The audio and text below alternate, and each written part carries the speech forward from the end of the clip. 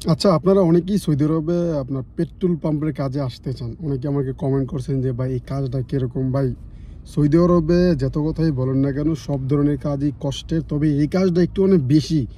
এক তো আপনি নতুন আসার পর আপনি আপনি 12 থেকে 13 ঘন্টা আপনি দাঁড়ায় থাকতে হবে, বসার কোনো টেবিল নেই, বসার কোনো চেহারা নাই, খুব কম পেট্রোল পাম্পের মধ্যেই আপনার বসার জায়গা থাকে, আর নাহলে সবগুলোর মধ্যে বসার জায়গা থাকে না। যেমন আছে আপনার ভালো পেট্রোল পাম্পগুলো কোনগুলো, মানে যেগুলো রিয়াদের মধ্যে সবথেকে বেশি পেট্রোল পাম্প এবং কোম্পানিটা অনেক বড়, এটা হচ্ছে আপনার আলদিসের মধ্যে আপনার বিভিন্ন পদ আছে। আলদিসের মধ্যে যদি আপনি পেট্রোল পাম্পের কাজে না আসা অন্য কোনো পদে আসেন, যেমন গাড়ি চালানোর, ড্রাইভিংয়ের আছে, ক্লিনারের আছে, তারপরেও মনে করি যে শান্তি আছে।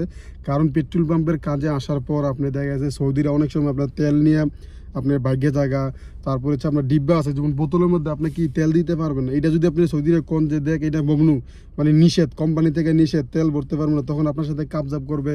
এবং অনেকে আপনার মায়েরও খাইছে পেট্রোল পাম্পের কাজে। ভাই এই কথাগুলো মিথ্যা না রে ভাই। যারা পেট্রোল পাম্পের কাজে সম্পর্কে আসতে চাইছিলেন এবং জানতে চাইছিলেন, এই কথাটাই আমি বলতেছি কেন, আপনারা এই বিষয়গুলো জানলে তারপর আসেন। আর বিশ্বাস না হলে, আর যারা পেট্রোল পাম্পে কাজ করে তারাই জানে যে পেট্রোল পাম্পের মধ্যে কাজের কী একটা আপনার অসুবিধা হয়। তারপরে আছে আপনার সেসকো আছে, তারপরে মানে ভালো কোম্পানির মধ্যেগুলো আছে, বড় কোম্পানিগুলোর মধ্যে এই দুইটা কোম্পানি আছে। আবার এখন নতুন আপনার আরামকো আছে, তারপর যে আপনার সাইলান আছে। তো এই চারটা কোম্পানি আমার দেখা মতে সৌদি আরবের রিয়াদে আপনার মোটামুটি বড় কোম্পানি, এবং ওনাদের পেট্রোল পাম্প অনেকগুলো আছে।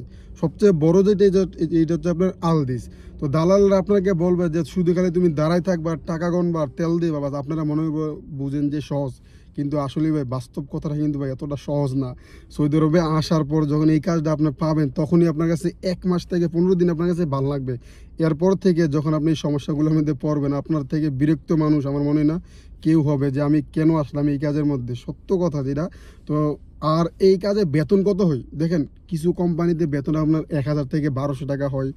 দেন এই কোম্পানিতে আপনার কোনো ছুটি থাকে না, সাপ্তাহিক যে একদিন বদ্ধ আছে বা ছুটি আছে ওইটা থাকে না। যেটা আমি জানতে পারছি, আপনি যদি আজকে বদ্ধ করেন, কালকে আবার আপনার 24 ঘন্টা আপনি আবার ডিউটি করতে হবে। যারা 4 জন মূলত কাজ করে, যেগুলো ছোটো পাম আছে আর যেগুলো একটু বড় আছে, এগুলো আপনার সিফটি বাই 2 শিফটি ডিউটি করে, 6 জন 4 জন, রাতে 4 জন দিয়ে রাখে আর দিনের বেলা 6 জন দিয়ে রাখে, এরকম হয়।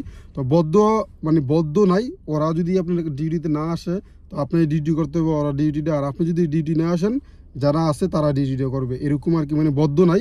আর বেতন হচ্ছে আপনার 1200 থেকে 1000 টাকা হয় বেশিরভাগই, আর নাহলে একটু 1500 টাকা হয়, এর বেশি কিন্তু বেতন হয় না।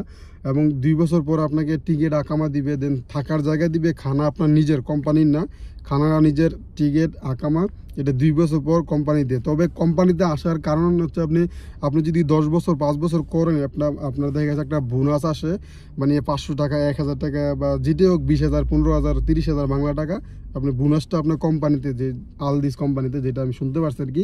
এইটা আপনাদেরকে আমি বললাম যে কোম্পানিতে আসার আগে একটু ভেবে চিন্তে আসেন। ইদারিং আমার জানাও না অনেকেই চলে গেছে আপনার পেট্রোল পাম্পের কাজের থেকে। ভাই সৌদি আরবে পেট্রোল পাম্পের কাজে আসছিলাম, তো প্রথমে ভাবছিলাম যে এটা সহজ হবে, কিন্তু পরে দেখি যে এটা আমার দ্বারা হবে না। কারণ অনেক আপনার কাপ জাপ করণ লাগে, সৌদিদের সাথে তেল ঢাইলা লুয়ে জায়গা, তারপরে মারতে আসে। তো এই বিভিন্ন সমস্যার কারণে আপনার সৌদি আরবে পেট্রোল পাম্পের কাজটা আপনার একটু সমস্যা হয়। তারপরে যারা আসতে চান বুঝে শুনে আসছেন, দেন তারপরে আসার পরে বললেন না যে এই কাজ আমি করতে পারবো না বা সমস্যা। তো এই ছিল আজকে আমার মূলত ভিডিওটা ভালো লাগলে অবশ্যই ইউটিউব চ্যানেলটা সাবস্ক্রাইব করে রাখতে পারেন, ফেসবুক পেজটা সবাই ফলো দিয়ে রাখতে পারেন।